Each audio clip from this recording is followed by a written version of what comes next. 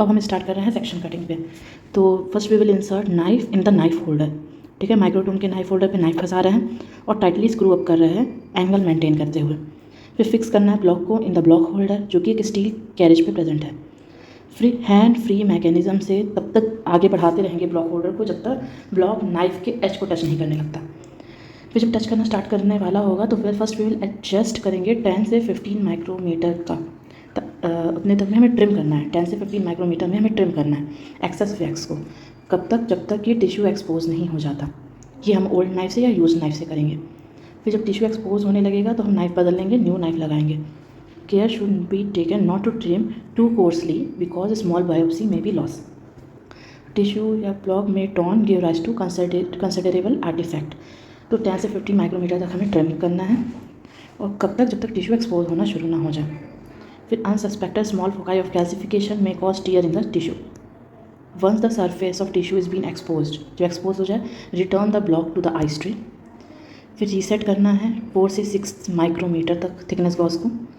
फिर वापस प्लेस करना है। अब हमें सीरियल सेक्शन कटिंग स्टार्ट करना है। लगातार हैंडल व्हील को मूव करते रहेंगे, सीरियल सेक्शन कटिंग होगा, जैसे एक लंबा रिबन फॉर्म हो जाएगा। अगर हमें हाईली सेलुलर स्ट्रक्चर जैसे लिम्फ नोड का सेक्शन लेना है तो 1 से 2 माइक्रोमीटर रखना होता है, और कोई थिक सेक्शन लेना है CNS का तो 10 से 20 माइक्रोमीटर थिकनेस रखना होता है। तो सेक्शंस जो है बेसिकली हमारे जो सेक्शंस होते हैं उसमें थोड़े थोड़े क्रीजेस रहते हैं।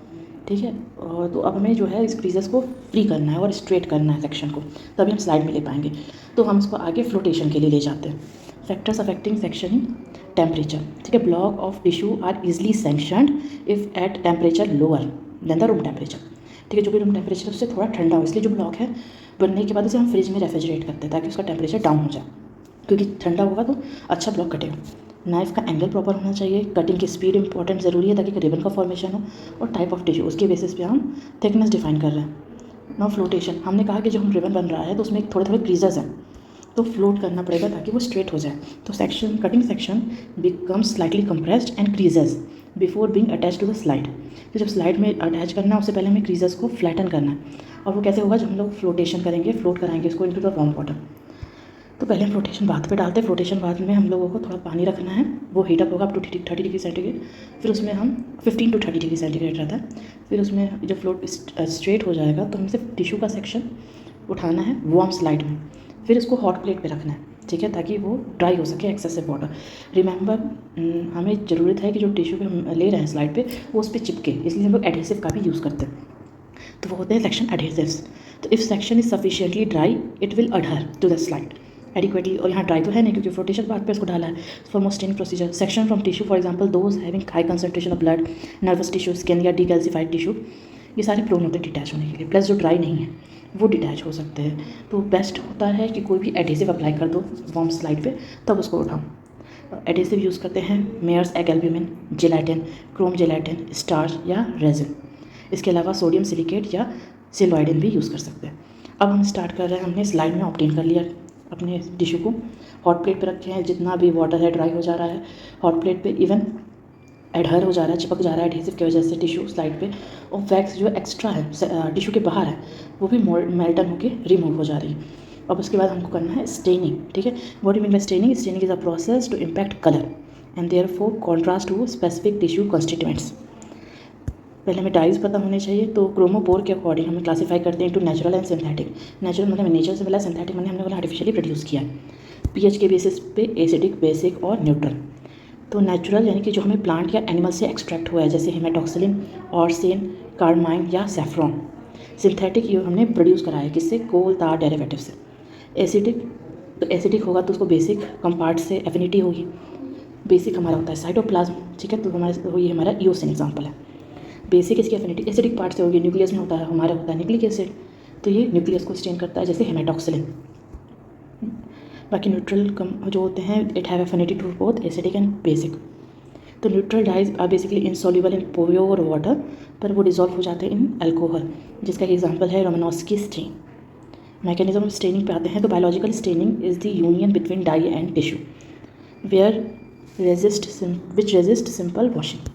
ठीक है, डाई और टिश्यू के बीच में एक यूनियन हो जा रहा है। अगर इसके बाद सिंपल वॉशिंग करते हैं तो उससे वो ये यूनियन ब्रेक नहीं होता। दे आर सेवरल मैकेनिज्म, ये यूनियन में मतलब कि डिफरेंट टाइप के बॉन्ड्स बन रहे हैं। तो इलेक्ट्रोस्टैटिक बॉन्ड हो सकता है, वॉन डेर वॉल फोर्स के थ्रू यूनियन हो सकता है, कोवलेंट बॉन्डिंग हो सकती है, हाइड्रोजन बॉन्डिंग हो सकता है, हाइड्रोफोबिक बॉन्डिंग हो सकती है, या डाई का एग्रीगेशन हो सकता है। मोस्ट कॉमनली टीचिंग पर्पज़ के लिए यूज़ होता है हेमाटोक्सिलिन एंड ईओसिन स्टेन। तो it is the most widely use stain है। It was introduce by Waldeyer in 1863। Haematoxylin जो है वो न्यूक्लियस को स्टेन करता है ब्लू कलर का। न्यूक्लियस हमारा एसिडिक है, यानी कि हेमाटोक्सिलिन बेसिक डाई, और जस्ट अपोजिट ईओसिन हमारी एसिडिक डाई है, इसलिए साइटोप्लाज्म को कलर करती है और कलर क्या देती है, पिंक। हेमाटोक्सिलिन हमारा एक नेचुरल डाई है, तो प्लांट से एक्सट्रैक्ट हो रहा है, किससे, लॉगवुड से। किस ट्री के, हेमाटोक्सिलिन कैम्पिकेनिया ट्री के लॉगवुड से हम एक्सट्रैक्ट कर सकते हैं। ये ट्री हमें मैक्सिको में ज़्यादातर मिलता है या वेस्ट इंडीज़ में मिलता है। This tree is also called heart would या ब्लड वुड। प्रिपरेशन कैसे करते हैं, लॉग वुड को बॉयल करते हैं वाटर में, तो ऑरेंज रेड सॉल्यूशन निकलता है, जिसको थोड़ी देर रखेंगे तो येलो हो जाएगा, फिर वो ब्लैक हो जाएगा।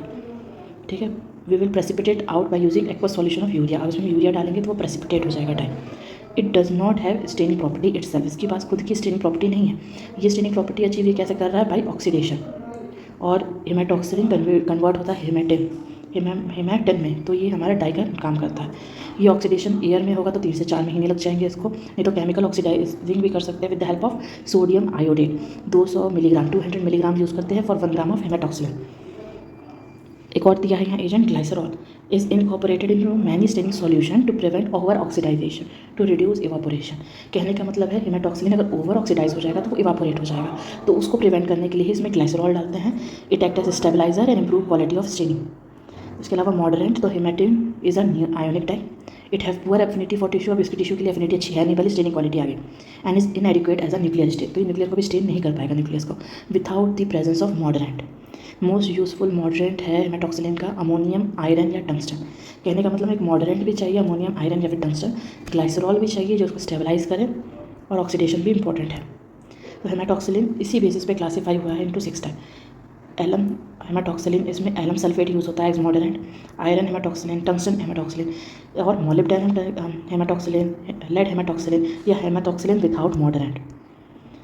सिमिलरली अब ईओसिन आ जाता है, it is most stable stain है अगर कंबाइन करेंगे इसको विद एलम, इजिली ऑब्टेनेबल है कमर्शियली।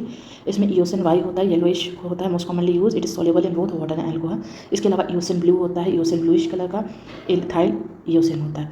द अल्टरनेटिव डाइट जो हम सब्स्टिट्यूट की तरह यूज़ कर सकते हैं ईओसिन के, वो है फाइलॉक्सिन, बेबरेज, स्कारलेट एक्सेट्रा। अब ये स्टेनिंग प्रोसीजर है एच स्टेनिंग का, कि जैसे हम लोगों ने हॉट प्लेट पे रखा, वैक्स वगैरह है, अभी बाहर का वैक्स उड़ गया, ठीक है, जो टिश्यू के बाहर है वो मेल्ट हुआ, हमने उसे टिश्यू पेपर से पूछ लिया। अब हॉट प्लेट को जाइलिन में डालेंगे इमीडिएटली, ताकि जो सेल के अंदर के भी पैराफिन वैक्स है वो रिमूव हो सके। ठीक है, तो यहाँ दिया 3 मिनट हम लोग जाइलिन में डालते हैं, या फिर हम 2 जार रख सकते हैं जाइलिन का, फर्स्ट जार जाइलिन 1, जाइलिन 2। उसके बाद अब हमें रिहाइड्रेशन करना है, क्योंकि अब पैराफिन वैक्स भी हट गया, पानी भी नहीं, अब हमें इसे रिहाइड्रेट करना पड़ेगा। तो रिहाइड्रेशन के लिए डिहाइड्रेशन का अपोजिट जाते हैं, यानी एब्सोल्यूट अल्कोहल से डाउनग्रेड करते जाएंगे। तो एब्सोल्यूट अल्कोहल में फिर 90%, बीच में एक छोटा है बेसिकली 95%, 80%, 70%। ये अल्कोहल से पूरा होकर रिहाइड्रेशन के लिए रेडी है, उसको वाटर में वॉश कर रहे हैं। फिर हेमाटोक्सिलिन में रख रहे हैं फॉर 5 to 10 मिनट्स। इसके बाद again we are rinsing it with water. फिर 2-3 डिप देंगे HCl में इसको, ताकि एक्सेस जो भी स्टेनिंग है हेमाटोक्सिलिन की वो हट जाए।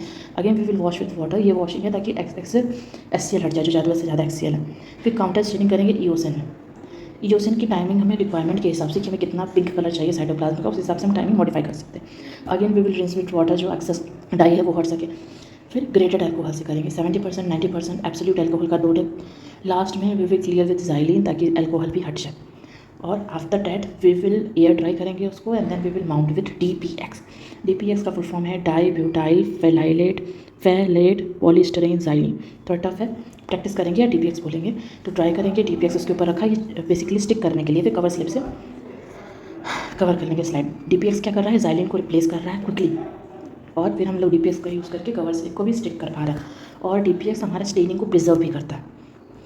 तो रिजल्ट हमें क्या मिल रहा है, न्यूक्लियस ब्लू कलर का है, haematoxylin stain, cytoplasm getting shade of pink, eosin stain, और RBC थोड़ा ज़्यादा ईओसिन ले लेगा तो इट बिकम ऑरेंज और रेड। ठीक है, haemoglobin picks eosin special staining पे। तो ये लिस्ट है कुछ स्पेशल स्टेन का, हमें नाम पता होना चाहिए। और कुछ रिजल्ट्स की फाइंडिंग। ये डिटेल में हमें पैथोलॉजी में पढ़नी पड़ती है, स्पेशल स्टेनिंग, पर टीचिंग पर्पज़ के लिए HNE स्टेनिंग यूज़ होता है। यू कैन टेक स्क्रीनशॉट या वीडियो पॉज करके इसका लिस्ट नोट कर सकते हैं। तो it is special staining for carbohydrate, amyloid, nucleic acid, lipids, micro organism, connective tissue, pigment and mineral. Screenshot लें या फिर पॉज करके इस लिस्ट को हम देख सकते हैं।